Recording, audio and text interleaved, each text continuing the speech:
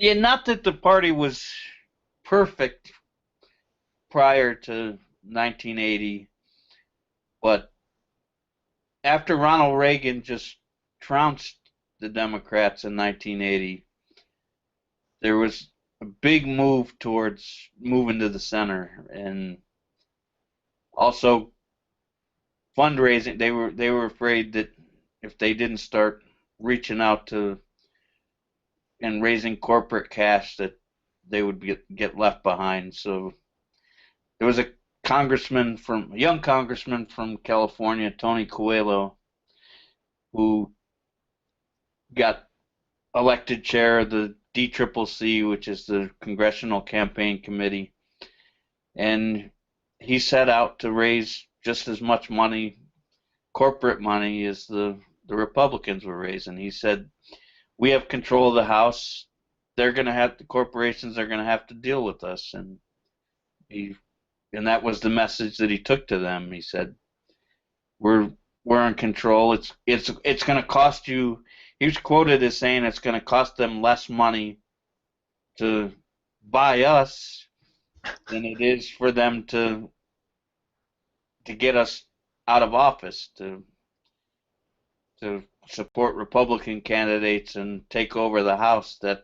That's going to cost them more money than it would be to just deal with us. Wow.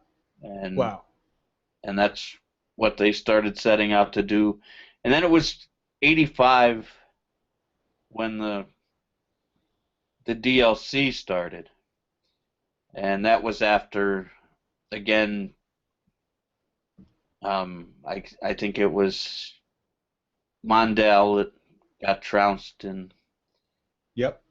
and You're absolutely right. and so the DLC started, and Bill Clinton was involved, Al Gore, even some more moderate Democrats like Dick Gephardt and others were involved in forming the DLC. They wanted to move the party to the center so they could stop getting trounced at the polls. And there hadn't been Jimmy Carter was the only presidential candidate who had won since LBJ at that point from the Democratic Party, and Wow. that's the model. We need more Jimmy Carters. We need more Southern Democrats, and so they started the DLC, and it got ruined the first time. The first time they had a Super Tuesday, Jesse Jackson rained on their parade and got more delegates on Super Tuesday than any other candidate. And Dukakis won that year, so they didn't succeed in getting their Southern moderate Democrat. But but then they recruited Bill Clinton, and 4 years later they had the party. Well, and so Bill Clinton was kind of like the first success. Yeah, the first success of the DLC. Interesting, interesting. And so that really, I find this interesting for me because at the time, my perspective in 1980 as 10. Okay. So I saw Ronnie Reagan come in, and I saw Jimmy Carter lose. I didn't understand what was going on in politics completely at that point, obviously. But that really, everybody understand, that marks the point where there is no difference really between the Democrats and the Republicans in terms of how they get their money.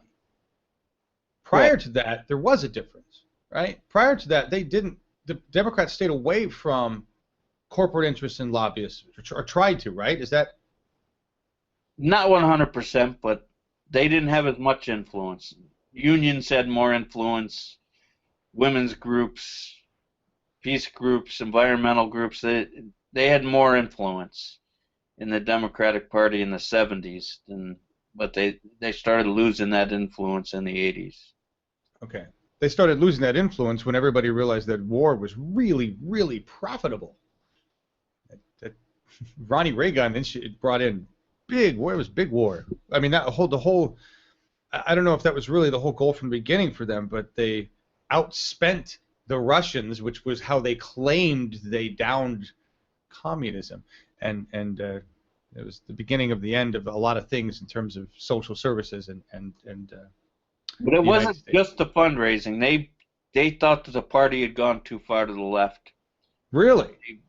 They were moving to the center. That's what they called the third way, was where they could stay socially liberal on social issues, But fiscally but conservative? fiscally become more conservative. And that's where that whole bullshit term came. I remember that term. I'm a fiscally conservative Democrat. Yeah, I remember that. That's crap. It's interesting though to me, and this is just my perception of it at the time, that the only reason we had a recession, a bad recession with Carter, right?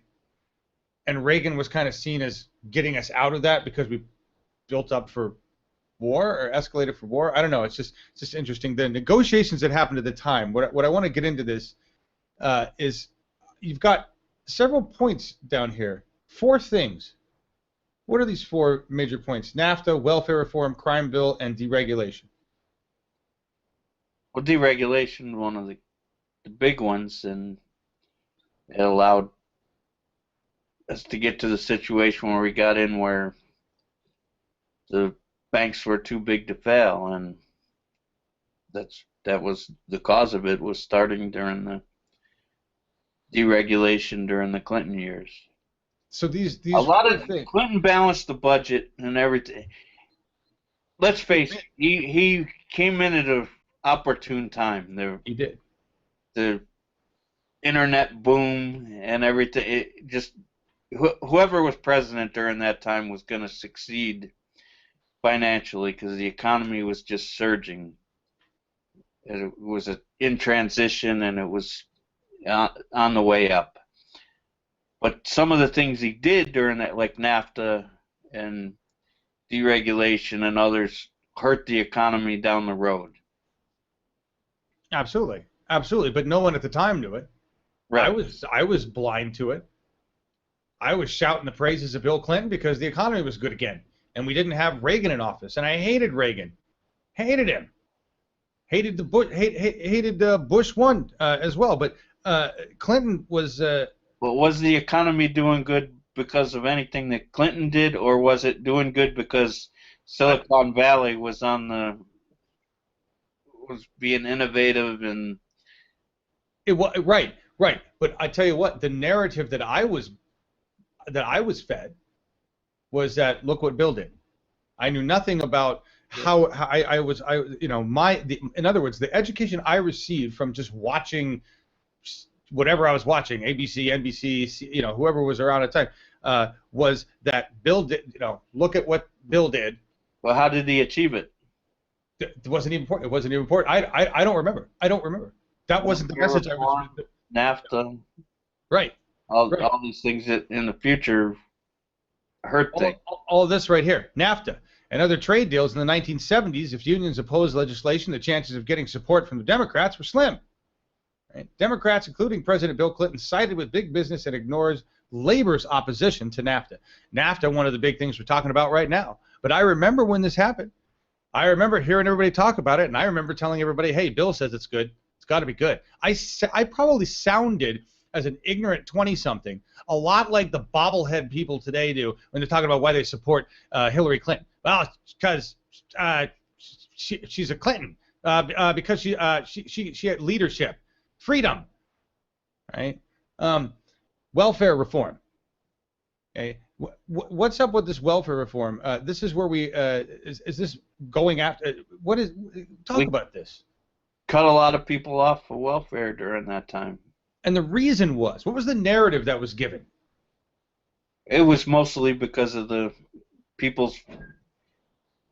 big media story that was about how the welfare moms were taking advantage of everything. They were just having more kids to get more welfare.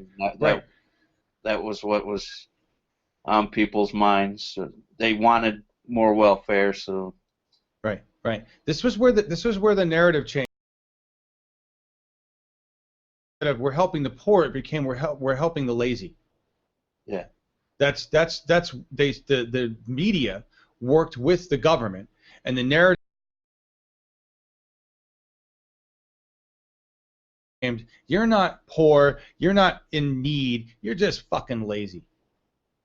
And so that's where welfare reform came in.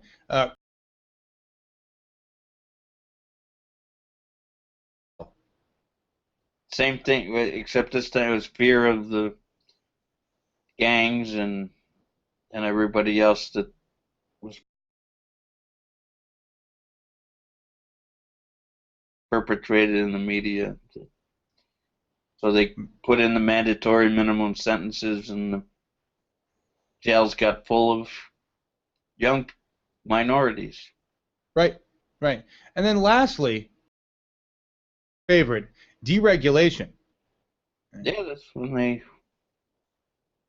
got We all rid know. of Glass-Steagall and everything else that allowed the banks to get into as many pockets as they wanted. They didn't have to stay in their lane anymore. Exactly, exactly. So, and told many people, I was very ignorant about all of this throughout the 90s. I was paying attention to